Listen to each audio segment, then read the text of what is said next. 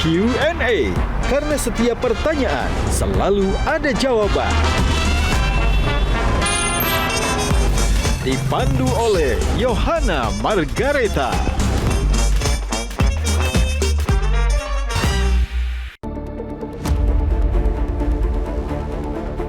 Itu pernah aja begitu ya, ngomong paksa.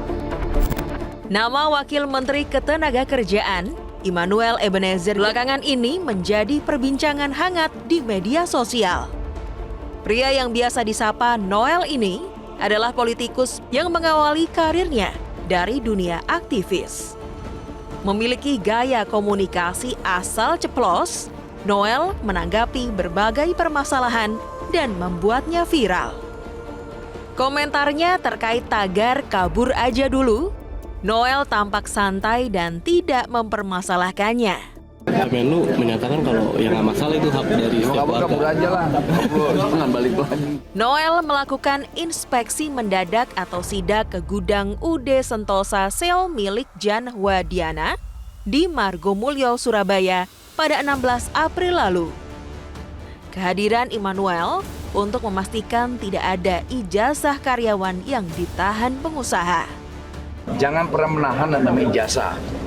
Ijazah pekerja itu pelanggaran hukum. Perusahaan tidak punya hak untuk menahan ijazah. Noel juga melakukan sidak ke sebuah perusahaan tour and travel di Jalan Teuku Umar, Pekanbaru, Riau pada 23 April lalu. Kita laporannya jangan kelamaan. Kalau enggak kita segel lagi sama kayak di Surabaya. Masih banyak lagi hal-hal kontroversial yang dilakukan oleh Wamenaker yang satu ini dan akan dibahas dalam Q&A Ebenezer Bikin Gemeter.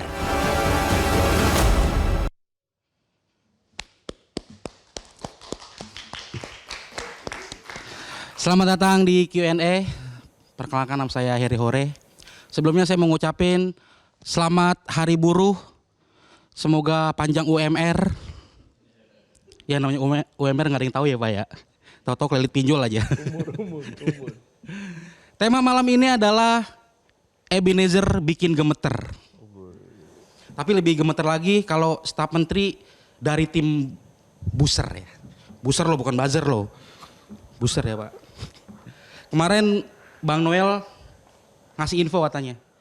80.000 orang kena PHK dan itu sangat mengerikan. Mohon maaf nih Pak, Bapak kan jabatannya tinggi ya? Kok Pak sih? Mohon maaf nih Bang. Ini mohon maaf ya Bang. Kan Abang kan jabatannya tinggi ya? Enggak, biasa. Cuman bacain berita doang sih Pak. Wamen doang, apa yang tinggi? Tinggi Pak, kan dulu pernah ojol dulu kan? Iya. Lebih tinggi dari sekarang tuh lebih tinggi, dulu kan ojol nih. Mungkin kalau sekarang Bapak jadi ojol nih, pasti bintang 1 mulu tuh Pak. Nggak ada Orang bintang. penumpang diajakin koalisi. Terus nih ya, sekarang tuh agak miris Pak. Hari Buruh cuman banyak yang kena PHK Pak.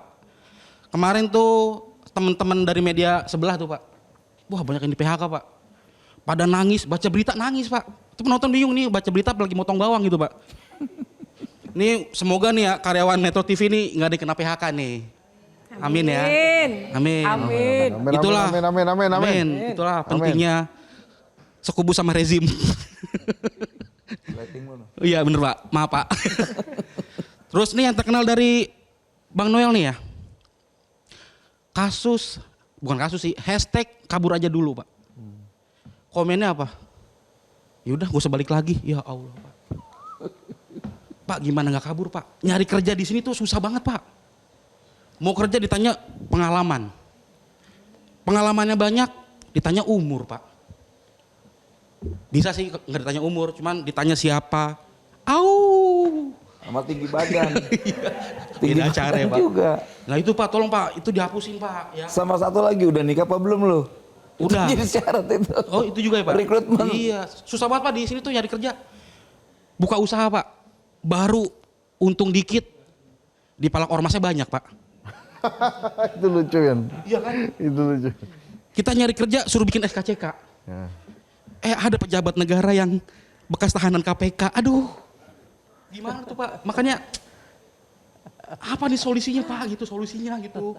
Ya jadi komikal lah bro. Nah itu dia Pak. Kemarin juga nih ya terkenal dari Bang Noel nih. Bilang katanya PNS yang mengundurkan diri dibilang malas Pak. Pak ini mohon maaf ya Pak. Mereka tuh bukan malas Pak. Lokasinya jauh banget, gajinya kecil Pak. Coba gini dah. Jawabannya jadi malas apa enggak? Iya Pak, coba gini dah Pak. Kantor Bapak dipindah ke Citayam Pak. Gaji 2 juta mau nggak Pak? Mau lah. Ya kan Tugas makanya negara. kasihan Pak gitu makanya. Ini mumpung Bapaknya jadi wamen Pak, kasihan buru-buru Pak. Gajinya kecil-kecil banget. Mereka tuh kalau habis gajian tuh selalu mikir nih, ini duit gaji apa kain percaya? Banyak banget potongannya gitu Pak. Sedih banget makanya nih mau pesan buat teman-teman karyawan, kalau merasa gaji kecil, tenaga kerjanya berat, jangan sedih dulu. Di luar sana masih banyak tuh orang yang kerjanya enak, gajinya gede Pak. Enak lah pokoknya. Selamat Hari Buruh, terus kokoh, buruh jangan rubuh. Terima kasih. Wih, tepuk tangan. Aduh nih awal-awal nih Tapi kurang curi-curi lucu, panggung. Iya, Harusnya Pak, aku bener. opening dulu, tapi kurang seru. Kalau Bang Eben itu bikin gemeter, kalau Harry Hore bikin ger, ya nggak sih? Iya, iya, iya. Bang Eben komentar dulu dong tadi. Gimana? Pokoknya dari awal sampai akhir pernyataannya keren. Tapi kurang lucu. Kurang lucu ya? Emang saya bukan pejabat sih Pak. Oke, tepuk tangan buat Bang Harry Hore. Silakan Bang Harry Hore. Iya, alatnya dibawa dan diusung sendiri. Efek efisiensi. Ngapain lu bawa ke situ? Baik, terima kasih dan selamat datang Bang Immanuel Ebenezer, Bang Noel Siap, sudah menjadi gimana? tamu Q&A malam ini. Siap. Apa kabar? Baik.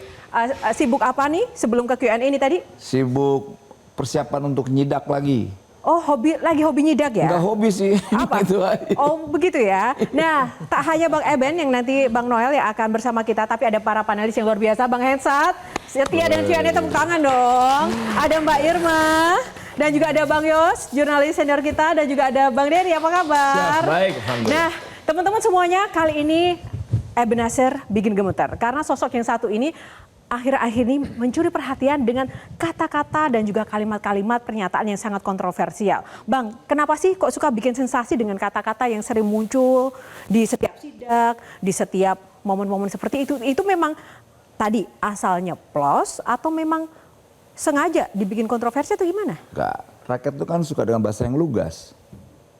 Lugas. Kalau dari Bang Hensat, lugas atau asal ceplas-ceplos? Lugas. Gayanya Bang Eben. Saya juga pertama kali dapat ini Immanuel Ebenezer bikin gemeter tuh pertanyaan saya siapa bikin gemeter siapa gitu. Tadi itu kan ada cuplikannya marah-marah gitu dicuekin tuh kan depan itu. Nah. Jadi menurut saya gini, kalau Bang Eben ini Bang Noel ini menurut saya bukan lugas tapi dia bicara apa adanya aja, yang mau dia omongin dia diomongin aja. Coba tadi kalau kita dengarkan komunikasi politiknya Bang Noel, ini kan dia udah pejabat ya. Ngomong sama Harry Hore aja, tapi kurang lucu. Gimana sih gitu, kayak kita ngomong jadi teman Kayak aja. mau berantem gitu ya Iya, bawaannya memang bawaannya begitu. Jadi kalau orang nggak emosi tuh kelihatannya dia ada yang kurang sampai rumah pulang tuh. Jadi orang harus dibikin emosi kalau ngomong sama dia. Kan Metro TV kan juga menjadi saksi kan. Iya kan? Saksi banget. Nggak perlu kita jelasin lagi kan. Waktu itu gimana aksinya dia sampai ada security masuk. Jadi emang karena terlalu apa adanya, maka ya harus terima ya inilah Noel. Maka misalnya, saya tuh juga bingung loh. Nah itu di kantor, Pak Menterinya itu bingung nggak sih punya wamen kayak gini kan? Mungkin kalau orang ditanya, Menaker siapa? Mungkin yang diingat adalah Noel, bukan Pak Yasirli gitu. Apalagi kemarin tuh gimana sih ceritanya? Kok Menteri sama wamennya justru nggak ada di sampingnya Pak Prabowo nih waktu May Day. Justru adanya Bang Jumhur, Bang Iqbal, kemudian Mbak Eli, sama satu lagi Bang Andi kan. Nah, itu emang sudah di set gitu ya, dipersilakan para buruh, Menaker duduk aja. Ya itu kan hari buruh, bukan harinya menteri. Jadi yang duduk samping presiden ya buruh lah, ketua-ketua Definisi buruh coba menurut. Kenapa? Definisi buruh menurut Wamenaker. Ya pertama mereka mendapatkan upah, mereka diperintah oleh pekerjaan. Ya itu. Menerima upah nggak? Yang terima juga, tapi kan kita pejabat yang menjabat membuat regulator.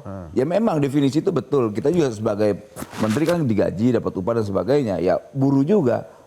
gitu. Terus jadi ngerasa Tapi kan jadi bukan buruh. hari pejabat buruh Oh, atau hari pejabat menteri buruh. ngerasa menjadi pejabat sekarang. Tadi Ya. tadi katanya bukan jadi pejabat. Antara. Ini bentar lagi ngamuk nih. Tapi Bang Noel, tadi seperti Harry Hore di awal sempat sampaikan, kan Bang Noel dari aktivis juga dan sempat ojol juga dan sekarang pejabat. Ini titik yang diinginkan atau seperti apa sih? Ya gini, proses saya kan selain dari dunia aktivis, ya kita merasakan apa yang dirasakan masyarakat pada umumnya. Pernah juga saya menjadi pengamen. Salah satu pengamen itu kawan saya Adian. Desmond dulu ketua Komisi 3 di DPR RI. Kebetulan beliau udah almarhum. Lantas banyak kawan-kawan saya di parlemen yang dulu sama-sama di jalanan. Nah kemudian prosesnya panjang lah ya, setelah dari aktivis nyari duit lewat ngamen di bus ya, puisi apa dan sebagainya. Lantas tahun 2016 kebetulan saya waktu itu sebagai relawan Jokowi juga dan relawan Ahok, ya saya lihat ada peluang mendapatkan duit yang begitu cepat tanpa harus korup, tanpa harus nyopet duit rakyat, jadi Yaitu? ojek online, driver ojek online. Nah, akhirnya saya daftar, waktu itu kan ojek online itu kan kayak raja, dipanggil-panggilin sama platformnya.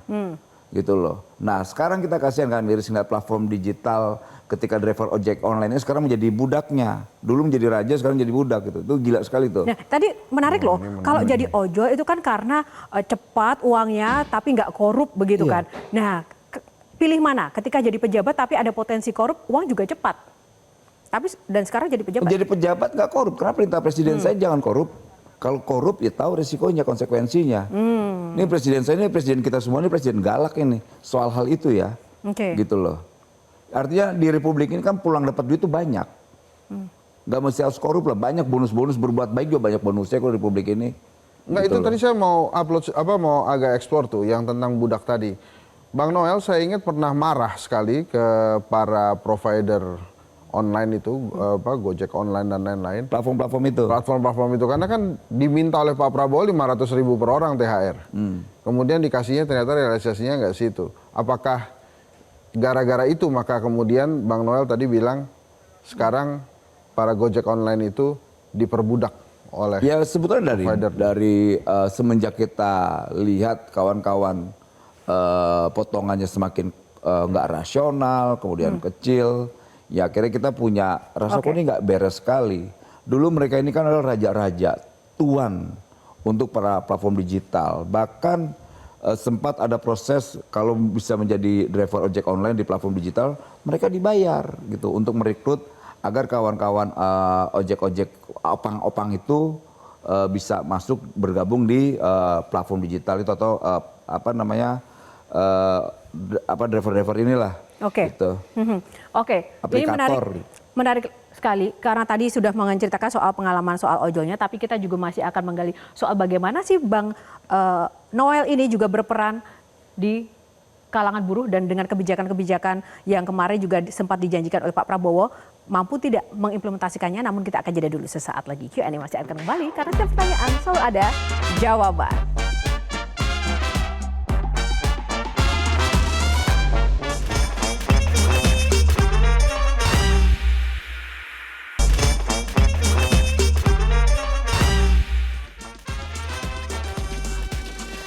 Ya, kembali di Q&A pemirsa, masih bersama Wamenaker kita, Immanuel Ebenezer, Bang Noel. Nah, tadi kita sudah mendengar ya ungkapan hati dari Bang Hensat, sahabatnya Bang Noel nih, soal Bang Noel. Nah, saatnya kita mau ke Mbak Irma selaku anggota Komisi 9 DPR RI. Kalau melihat sepak terjang dari Bang Noel ini, apa yang terpikirkan di benak Mbak Irma sih? Anak ini, ya kan sudah sering saya ingetin, gitu ya. Noel, kamu sekarang udah wakil menteri lo, jangan suka ngomong sembarangan. Karena apa? Karena dia ini apa adanya seperti yang Hensat bilang tadi. Niatnya Noel ini untuk betul-betul untuk bekerja untuk masyarakat. Dan makanya dia kalau ngomong tuh seolah-olah dia adalah masyarakat itu sendiri sebenarnya. Harusnya bagaimana? Ya harusnya dia harus mempertimbangkan posisi dia sebagai wakil menteri, ya kan. Kalau ngomong jangan sembarangan. Kalau ya kemudian regulasinya bisa. Kalau enggak kan dia yang kena. Nah kalau dia yang kena bisa di impeachment dia. Dia bisa diganti loh sebagai wakil menteri, dianggap bahwa dia komunikasi politiknya nggak bagus. Reshuffle ya. Reshuffle. Nah, anggap aja ini ruang sidang gitu. Kalau Ya. Mbak Irma ke Bang Noel, ada nggak yang ingin ditanyakan? Ya mungkin tidak bisa ditanyakan di ruang sidang DPR, tapi secara pribadi bikin Mbak Irma itu penasaran banget gitu. Ngapain sih lo? Gue tanya, saya tanya sama Anda ya, Noel. Keceplosan deh. Saya tanya, Uni tanya ya. Enggak. Kan ada menteri. Ya. Ya kenapa sih lu yang mesti harus turun ke sana kemari, kemudian ngejawabin semua soal? Coba jawab dulu. Gini Kak, tugas kita sebagai aktivis kan untuk menyampaikan, Aktivis bicara. loh. Pertama Anda kan itu. menteri ya? Oke, oh iya salah Wakil lagi. menteri ya? Wamen. Baru diingetin nama Uni. Gini, oke, tugas kita di sana kan kita punya peran dan tugas masing-masing. Pak Menteri ini kan, menteri saya ini kan banyak kelebihan ya, sedikit kekurangan. Nah saya kebanyakan kekurangannya dibanding kelebihannya, sebaliknya dari menteri saya.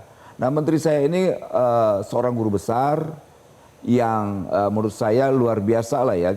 Mereka Pak Menteri saya ini punya kemampuan secara konseptual ya. Jadi dia perannya selain bicara tentang konsep, kemudian saya bicara tentang lapangannya. Artinya ya kita dan Pak Menteri saya ini saling mengisi aja. Jadi Beliau. maksudnya Bang Noel itu spesialis lapangan, makanya sering ke lapangan. Kayak gitu kira-kira jawabannya. Iya, betul. Boleh spesialis lapangan, tapi kan nggak bisa juga yang namanya wakil menteri itu kemudian lari ke sana kemari ya, sehingga orang menganggap menterinya ini nggak kerja. Oh. Itu bahaya buat Anda loh.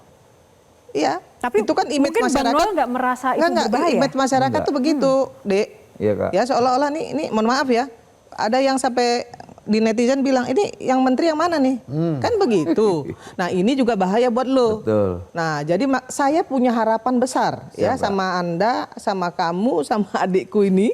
Gitu, karena dia apa adanya seperti Hensat bilang tadi, memang pengen bekerja untuk rakyat, tapi mesti hati-hati. Iya. Karena nggak semua orang bisa melihat kamu itu dengan sisi yang baik. Iya. Itu yang harus Setuju. dipegang. Setuju. Makanya waktu RDP saya bilang, diam ya, nggak usah banyak ngomong lagi ya. Saya bilang gitu. Karena Hubungannya karena saking Uni Irma dekatnya dan saya. Bang Noel itu seperti apa sih sebenarnya di balik layarnya kok? Kakak adik, tadi dek kak gitu? Ini udah kayak adik saya dari mulai dia saya kenal Masih dia di iprit aktivis. Oh begitu Saya ya? banyak ngajarin dia. Oh, oke. Iya, dan dia juga sering ngobrol sama saya. Ya begini, Uni ini gimana. Saya sering ngobrol sama dia nih. Berarti yang bisa mengendalikan Bang Hensat, yang bisa mengendalikan Bang Hensat itu Uni Irma. Makanya itu saya mau nanya itu. Tunggu dulu. sebelum- Lebih sering mana Bang Noel ngobrol sama menteri dibandingkan ngobrol sama Uni Irma? Ini kelihatannya jarang ngobrol nih. Oke, kalau Bang Yos silakan Bang Yos. Bang Noel ini kan banyak bersuara, seperti yang disebut sama Bu Irma, gaya aktivisnya nggak lepas gitu kan.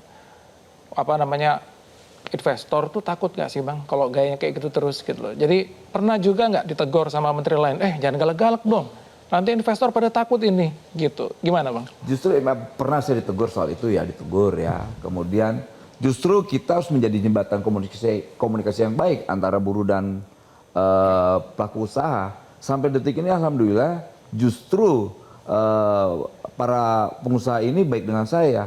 Karena pertama saya tidak meres, saya tidak minta jatah, saya tidak minta saham. Makanya mereka suka. Salah satu yang kemarin pernah saya perjuangkan soal Permendak nomor 8. Yang akhirnya saya ditegur juga oleh Kementerian Perdagangan gitu. Ya sedikit mereka tidak nyaman terhadap apa yang saya lakukan, tapi saya jelaskan dari kebijakan itu kasihan kawan-kawan khususnya industri tekstil. Karena menurut pandangan mereka Permendak ini ramah sekali terhadap impor. Gitu. Akhirnya mereka menyampaikan, kok kenapa kementerian saya ini sampai lupa kementerian saya sendiri. Apa namanya Kemenaker ya? Sampai lupa saya Kemenaker sendiri. Kemenaker itu kan nggak begitu Pak. Saya jelasin. Mungkin memang tidak ada relevansinya, tapi itu harus saya sampaikan karena ada keterkaitan dengan soal ketenaga kerjaan. Apa? Kalau seandainya kebijakan itu membuat mereka tidak baik, itu hancur industri tekstil kita. Akhirnya dampaknya apa? Banyak industri tekstil kita tutup gara-gara kebijakan itu. Akhirnya apa? banyaknya layoff atau PHK. Nah, tadi yang dimaksud dari Bang Yos adalah gaya dan caranya begitu ya, Bang? Jadi kalau misalnya gini Bang Noel,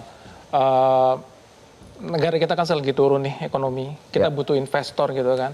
Di sisi lain pekerja kita juga dianggap rendah skillnya gitu kan. Nah, kebijakan ini kan harus kita seimbangkan nih Bang. Tidak hanya industri tekstil loh Bang, banyak industri lainnya yang kita harus perhatikan gitu. Nah, kalau gaya begitu terus, orasi di depan buruh gitu kan ya, kemudian kepada pengusaha didatengin begitu. Apa justru nggak akan memberikan image, wah pemerintah Indonesia kayaknya nggak ramah sama investor gitu Bang. Sampai detik ini saya belum dapat informasi itu. Saya kira enggak ya, yang dilakukan Noel itu justru itu menyeimbangkan bagaimana perusahaan bisa menghargai buruh. Betul. Itu yang dia lakukan.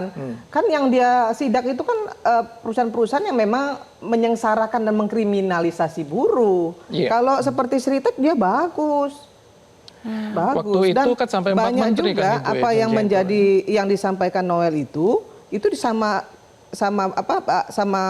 pengusaha juga disupport karena dia juga nggak sembarang juga untuk melakukan sidak-sidak. Nah, makanya saya bilang sama dia jangan kebanyakan ngomong tapi lu mesti tahu posisi lu gitu. Nah, kalau Bang Dery gimana Bang Dery?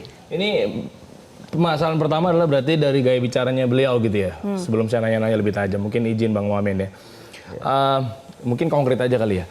Saya melihat bahwa kemarin sempat rame mengenai kepala babi dimasak aja. Ger, ya kan? Tambah lagi Bang Noel juga kan kabur aja dulu, udah pulang aja sana gitu kan, kabur aja nggak usah balik-balik lagi. Tangan setan. Kita apalin Bang dosa-dosa Abang Bang ya maksudnya. Tapi maksudnya izin ya, saya sih bukan mengkritik apa segala macam ya, tapi kapan Bang? Kenapa? Nyusul Pak Nasbi. Oh enggak maksudnya. Jangan dong. Tapi maksudnya gini Bang, menariknya adalah dari gaya bahasa, memang kalau untuk di Gen Z sih masuk sih Mbak. Gen Z masuk, mungkin betul tadi yang Bang Noel sampaikan di awal mengenai Indonesia ini atau mungkin pekerja-pekerja apa segala macamnya butuh yang langsung konkret. Nah, tapi nyatanya kalau kita berbicara mengenai Gen Z, mungkin izin, Abang pernah tahu nggak kondisi pekerja-pekerja Gen Z itu keluhannya dan sarkasnya seperti apa Bang? Ini konkret aja ya. Saya sebagai pengusaha, startup lebih tepatnya, bercanda-bercandaan setiap kami berkunjung ke tempat-tempat perusahaan-perusahaan, startup apa segala macam, karena memang kami ada yang joint venture, atau mungkin merger, atau mungkin di perusahaan kami gitu ya. Abang mesti tahu, di sana tuh kalau bercandaannya itu sarkasnya, itu tajam-tajam, makanya banyak fenomenal Gen Z itu males, atau mungkin kesel, gampang cabut aja begitu aja. Saya nanya password wifi Bang, di satu perusahaan startup. Oke Bang Dery, pertanyaannya? Wifi-nya apa ya? Oh, KPI promosi kerja. Format tulisannya gimana ya? KPI-nya besar, promosi kerjanya kecil. Sindiran begitu Bang. Satu. Enggak ya bener dong. Oh ya mabang gitu kan. Apa dong password wifi-nya gitu kan? Gaji target. Format tulisannya gajinya kecil, targetnya besar. Begitu Bang. Terus peluang promosi. Oh, format tulisannya nggak ada gitu-gitu. Nah, artinya dengan seperti ini, mungkin aku mau nanya sebenarnya sih, dengan gaya komunikasinya Bang Wamen, dengan penerapan Gen Z yang sebenarnya di perusahaan-perusahaan ini pada nggak tahu nih nasibnya dia seperti apa, itu kira-kira matching nggak ya Bang ya? Oke, sebelum kita dengarkan jawaban dari Bang Noel, ini matching atau enggak, dan apakah Bang Noel juga tahu tadi situasi itu harusnya kan komunikasi tahu, ya? di Gen Z? Kita jeda dulu, sesaat lagi Q&A masih akan kembali. Tetaplah bersama kami.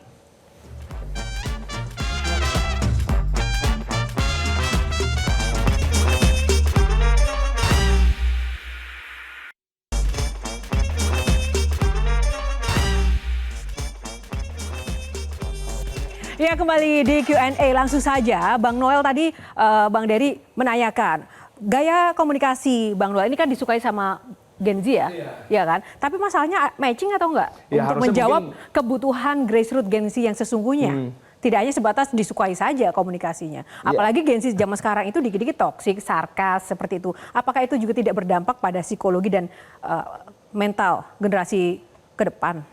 Saya belum sampai ke sana ya, ini analisa saya fokus pada apa yang saya kerjakan, lantas kalau seandainya itu diterjemahkan, kemudian Gen Z menerima apa yang menjadi standar komunikasi saya, menurut saya ya alhamdulillah bagus, gitu loh. Tapi persoalannya bagaimana sih perasaan Bang Noel melihat 7,4 juta orang di PHK, terus banyak sekali antrian orang cari pekerjaan di mana-mana. Itu tuh perasaannya gimana? Sesusah itu orang cari pekerjaan sekarang?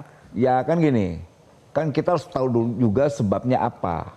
Kenapa angka 7,4 juta itu angka pengangguran ya. Tapi kan nggak matching juga dengan data misalnya 24 juta miskin ekstrim. Saya bingung tuh matematiknya tuh. Akhirnya ya sedikit saya menemukannya, oh problem angka pengangguran ini disebabkan pertama adalah syarat pencari kerja, rekrutmen tenaga kerja yang memberatkan. Misalnya kayak pencari kerja diwajibkan harus good looking, harus cantik, harus ganteng atau menarik. Itu kedua soal umur. Ketiga soal tinggi badan. Keempat, maaf ya, saya nggak ada maksud apa-apa. Untuk kaum perempuan ditanyain ukuran bra. Itu apa urusannya dengan Noel. pekerjaannya? Sebenarnya gitu. gini, lapangan pekerjaan dulu yang harus diciptakan pemerintah. Kalau soal tinggi badan, syarat-syarat pekerja dan lain sebagainya, menurut saya ya itu memang harus diperhatikan. Tetapi mau tinggi badan, mau yang segala macam syarat itu dipergunakan. Kalau lapangan pekerjaan yang nggak ada, untuk apa juga diomongin? Kak, lapangan pekerjaan itu ada Kak. Masa? Ada. Ini yang Soalnya saya gini, bilang. industri nih ya di Itu PHK-nya Morowali. banyak loh. Satpam aja di Solo, nih nggak bohong, nih yang menyampaikan pelaku usaha langsung ke kita. Bang Noel, Pak Wamen, kita butuh security aja, udah kita umumkan besar-besar. Itu sampai detik ini belum ada yang lamar tuh. Nah, masalahnya Gitu. itu informasi ke masyarakat satu ya yang dilakukan oleh pemerintah itu memang nothing, kurang, sama sekali kurang. Ada. Nah, itu bisa Sampai jadi saya Kak, bilang betul. Ini saya sering menegur loh ya, Pemda daerah itu yang namanya Dinas Tenaga Kerja daerah itu nggak pernah jalan tuh menginformasikan kepada Bisa. masyarakat di mana ada lowongan pekerjaan deh ini Headset. Nggak pernah. Ketika saya tanya, kalian ini ngapain aja? Kan kalian digaji. Terus ini Harusnya lagi. kalian menginformasikan. Bursa tenaga kerja itu kan banyak, ada di mana saja. Banyak loh, yang Iya. saya tahu dari Ida Fauzia aja dulu ada 190.000. Betul. Tapi tidak tersampaikan ke publik, gitu loh. Nah, gini Intinya juga, solusinya Bang jadi Noel ya. masalah. Itu pun kalau mereka mau ngelamar, tahu kan kalau mereka harus bayar. Mereka mau kerja tuh mesti bayar loh para buruh itu. Tahu lah itu Itu di yang YouTube menjadi saya aja sebab, ada. iya. Nah maksud saya itu gimana tuh? Anda nih jangan ngeliatin saya aja, dijawab. Itu ya nih. Gue terkesima. Oke, silakan. Singkatnya, solusinya gimana Ya solusinya gini, kan ada di kita itu PP 57 soal wajib lapor untuk perekrut tenaga kerja. Artinya industri ini atau pelaku usaha ini wajib lapor ke kita. Nah problemnya kan tidak, mereka laporannya ke ormas, kemudian ke tokoh-tokoh masyarakat setempat, yang akhirnya menghambat.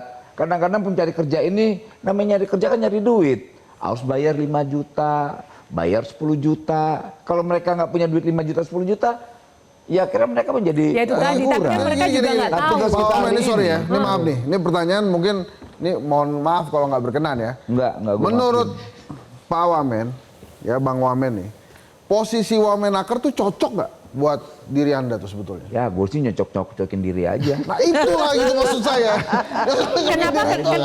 Kenapa Bang Richard nanya seperti itu? Nggak, karena kelihatan sekali ada kegundahan-kegundahan sebetulnya di dalam diri Pak Wamen ini terhadap kondisi ketenagakerjaan di Indonesia. Emang iya ada kegundahan? Nggak, itu Marah ya, pertanyaannya. marah iya. Kita marah dengan realita hari ini kok sebegitu banyaknya. Ternyata betul apa yang Uni Irma sampaikan, kok tidak tersampaikan ke publik. Ya. Lalu kemana nih para birokrat-birokrat ini? Lalu kemana nih pejabat-pejabat ini? Lah ini kan Ya, ada tadi di jawaban sini. saya, malas. Abang sendiri sebagai Nyocok-nyocokin kan katanya. Gimana? Kalau Nggak malas. boleh Gua milih kerja mau terus. jadi apa? Wamen Gua kerja apa? terus. Wamen Nah, mana kalau tapi boleh milih? pertanyaan juga menarik. Sabar, Itu kan Bang tadi, Richard. dulu nih, jangan dipisahin Kok dulu. emosi lah ya gue? Enggak, soalnya kan tadi Bang Wamen bilang, kalau gue sih nyocok-nyocokin aja. Maksudnya gimana tuh kata-kata itu tuh? Nyocokin emang kenapa rupanya? Enggak, kalau boleh milih emang mau di Oke. kementerian apa? Gue maunya sih Kementerian Pariwisata gue. Gitu ya? Enggak, Gue ini mau ngapain aja bebas kan? enggak, ini serius. Gue mau Bang, ke diskotik kayak gue mau ke mana? Ya iya dong. Bang, Berarti itu ini Karena dong. di situ kan misalnya diskotik, itu kan ada urusan wisatanya. Viral loh ntar. Kalau tenaga kerja nggak apa-apa, emang di sini juga ada unsur tenaga kerjanya diskotik. Iya. Pak Omen jangan marah-marah. Saya cuma nanya aja, menurut Pak Omen cocoknya di mana? Pak Omen Bang tabu dengan kata diskotik, gue tanya. Bang Noel serius nggak sih jadi wamen? Gue senang, gue nikmatin. Nah sekarang gini, Gue tertantang. bagaimana Bang Noel menggambarkan diri Bang Noel dalam satu kata sebagai wamenaker sekarang? Gue Satu susah mendefinisikan diri gue itu. Kenapa? Nggak ngerti gue. Bang Yos. Oke, kita balik lagi ke pekerjaan pokok di Kementerian Tenaga Kerja. Bang sok nggak tadi dengan jawaban? Bagaimana caranya kita bisa menciptakan kerjasama antar kementerian, kan kompleks masalahnya karena Kementerian Tenaga Kerja ini menerima dampak dari turunnya kan Bang. Nah koordinasi di lini atas itu sebenarnya gimana sih Bang? Nah itu sudah kita bangun kolaborasi itu antar lembaga kementerian. Nah alhamdulillahnya sekarang kita yang tadi seperti dikritik Uni Irma, kok tidak tersampaikan info-info itu. Di sisi lain kita punya instrumen yang namanya PP 57 tahun 2023 soal wajib lapor tenaga kerja. Nah itu sekarang kita galakan, makanya direktur kita, dirjen kita, tolong dong saya bilang sampaikan, kasihan rakyat nggak tahu. Pertama itu soal BLK latihan-latihan di BLK aja mereka tidak tahu. Jangan mereka saya aja pas ketika jadi wamen baru saya tahu oh ada BLK ini. Bayangkan. Berarti komunikasi antar kementerian, Pak. Selama saya di DPR, baru kali ini menterinya bikin roadmap ya, betul. Peta jalan untuk bagaimana tata kelola permasalahan ketenaga kerjaan ini Hensat, itu jauh lebih baik. Lebih bagus. Kalau saya menilainya begitu, jauh lebih baik. Oke, kalau Bang Dedi gimana menilainya? Tadi Bang Omen mengatakan bahwa lapangan pekerjaan banyak, begitu tektokan tadi sama Uni Irma ya. Tapi gini Bang, saya baru ini beberapa hari atau bulan yang lalu buka satu lowongan. Karena kami baru ambil, saya sama partner saya gitu kan, Bapak Bambang Pranoto. Tiba-tiba antusiasnya luar biasa. Nah artinya berarti kan ini cerminan bahwa pengangguran banyak banget Bang. Tahu nggak yang daftar berapa? 10.000 masuk ke email kami. Yang dibutuhkan berapa? 100 maksimal paling. Karena kita baru aja mengakuisisi gedung baru dan kantor baru, perusahaan baru, segala macam. Nah artinya maksudnya ini cerminan bahwa kalau menurut saya, koreksi kalau saya salah, ternyata nganggurnya tuh juga banyak. Gitu. Memang, katanya yang ke 7,48 juta. Nah gimana caranya Bang? Maksudnya kan supply demand-nya nggak ketemu Bang. Sementara yang buka lowongan kan bukan kami aja gitu ya. Saya aja baru buka aja butuh maksimal 100, yang daftar di email kami mengeheng-ngeheng 10.000 dalam waktu sekian menit, jam gitu loh. Oke, ini supply demand-nya nggak ketemu. Nah, itu memang itu menjadi tantangan lah dan itu realita yang ada. Tapi hari ini dengan kolaborasi kita di lembaga kementerian, kita akan coba melakukan hal yang tadi itu menjadi tuntutan masyarakat. Makanya nanti ada proses rekrutmen untuk tenaga kerja baru ya, agar nanti setiap kementerian tidak lagi menutup dirinya terkait yang namanya KKN. Jangan sampai lagi nanti anak pejabatnya dia, anaknya ini. Kenapa angka pengangguran terus begitu banyak? Ya sebabkan salah satunya itu. Makanya nanti ya jangan bayar, jangan KKN lagi, agar peluang masyarakat pencari kerja ini mendapatkannya haknya sama. Nah, caranya gimana agar memastikan nggak ada yang bayar, meritokrasi berjalan, nggak ada ordal dan kepentingan pribadi, itu gimana caranya memastikannya? Ya tugas kita Kementerian Tenaga Kerja gini. Nah makanya regulasinya diperkuat, diperkuat regulasinya, tidak regulasi ditutup-tutupin. Tapi masalah aturan ditutupin. Perusahaannya nggak ada Bang. Nah, gini. Kita kan mau buat undang-undang tenaga kerja yang baru. Di Omnibus itu kan banyak sekali hal-hal yang memang bersayap-sayap, kemudian juga multitafsir. Kami di Komisi 9 sudah bikin panja untuk itu. Salah satu yang membuat tadi dibilang buka 100 tapi yang daftar buka 100 yang daftar 10.000. Masalahnya sekarang disparitas ya. Yang namanya gaji itu memang benar-benar menjadi masalah Hensat. Contoh ya kayak di Cirebon misalnya dengan di Jawa Tengah kan dekat tuh cuman berapa jam. Tapi gajinya kan berbedanya jauh. Sehingga orang di Cirebon itu mau kerja orang di Jawa Tengah itu lebih suka dia mau kerjanya di Cirebon daripada di Jawa Tengah karena gajinya kecil. Sehingga di sini banyak peluangnya tapi yang daftar dikit. Oke, disparitas juga menjadi masalah besar. Tapi jangan dijawab dulu. Yang dijelaskan dulu, kita jeda dulu. Sesaat lagi Q&A masih akan kembali. Tetaplah bersama kami.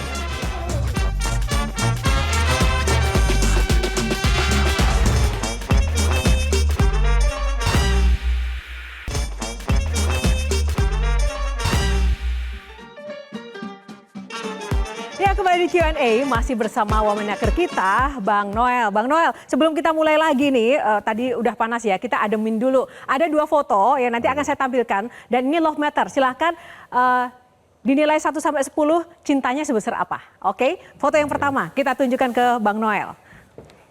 1 sampai 10, seberapa besar cintanya? Mana? Oke, nah 1 sampai 10. Wah, ini 10 cinta gue sama dia. Wih. Presiden gue nih. Presiden. Iya Tapi dong. Bang Noel waktu jadi Wamenakar itu dipilih Pak Prabowo atau ada rekomendasi dari Pak Jokowi kan?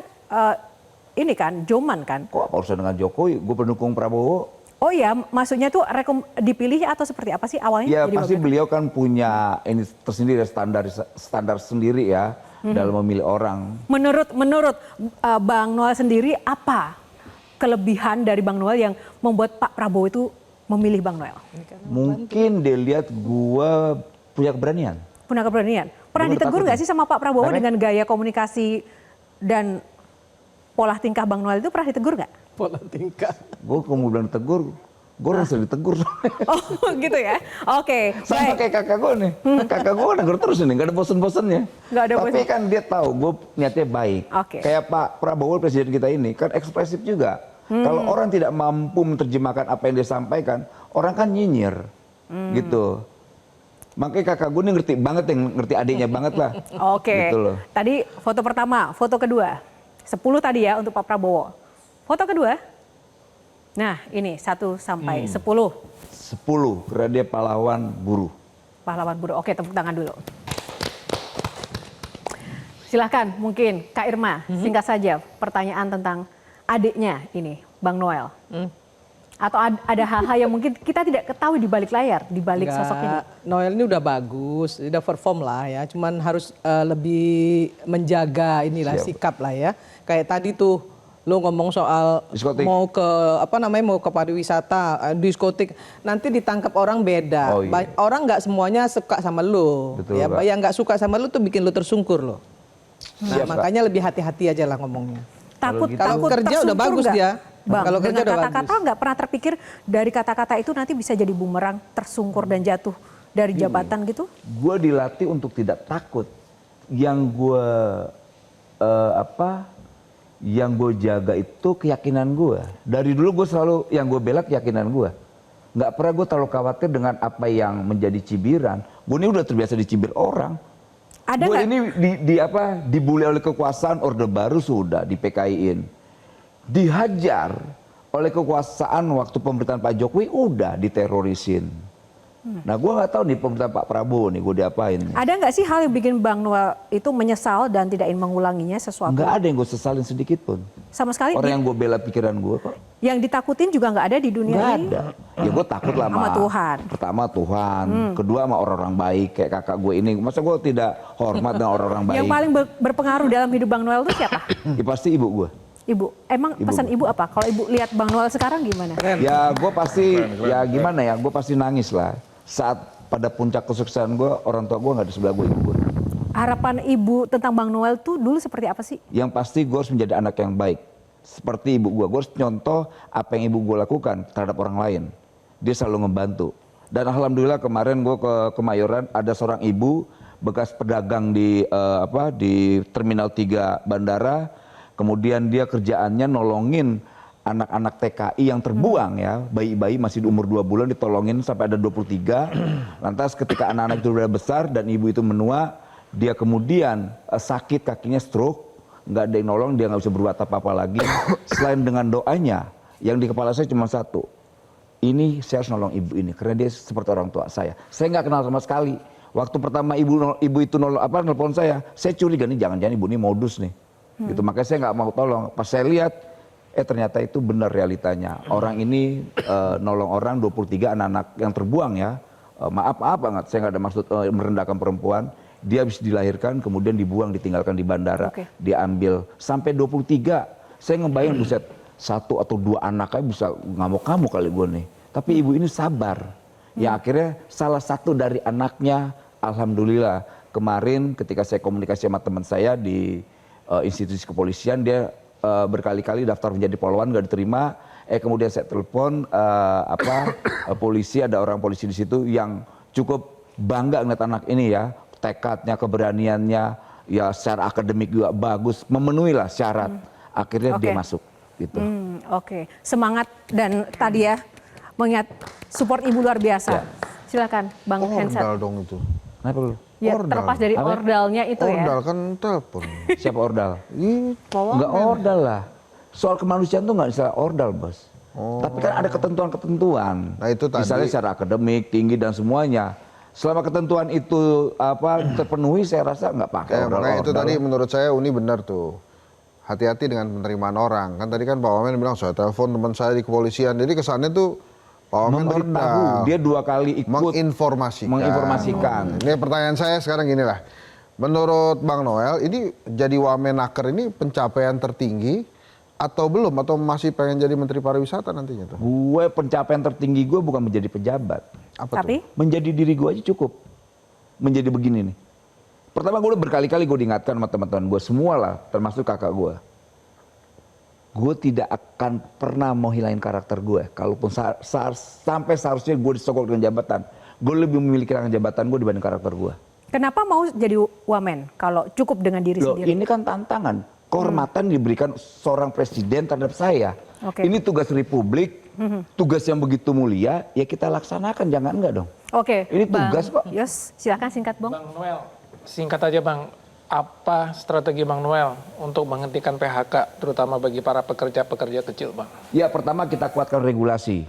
Pertama itu lantas kemudian kita harus punya komunikasi yang baik terhadap pelaku usaha, khususnya industri. Dan kita akan komunikasikan problem apa yang dihadapi oleh kawan-kawan pelaku usaha terkait misalnya izin, lantas regulasi yang tidak berpihak kepada mereka.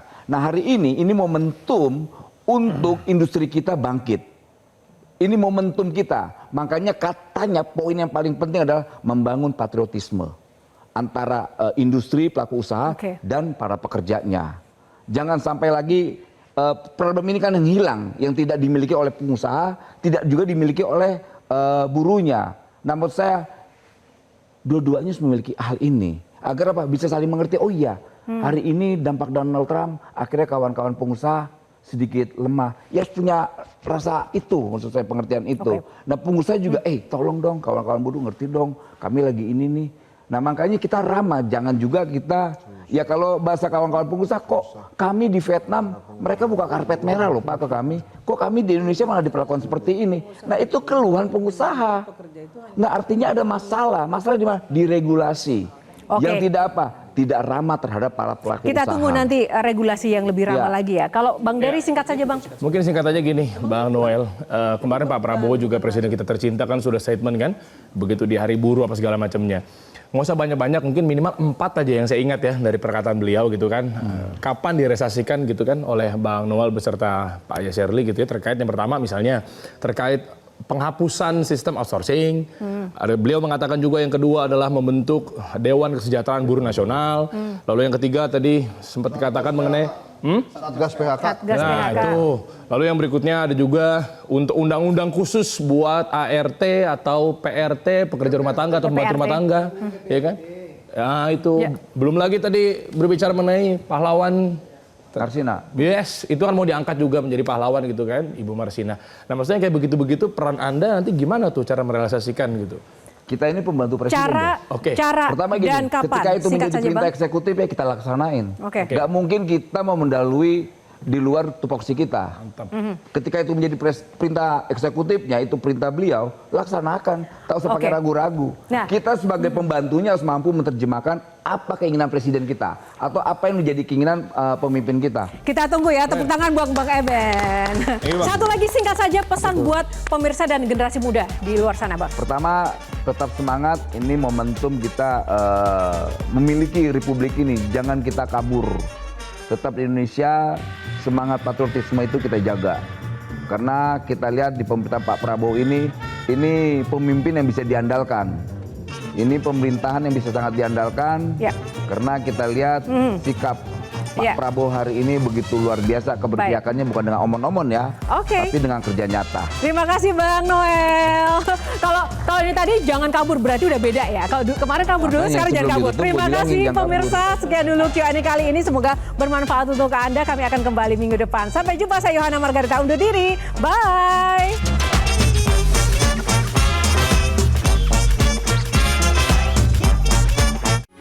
Metro TV. Jelajahi cara baru mendapatkan informasi. Download Metro TV Extend sekarang.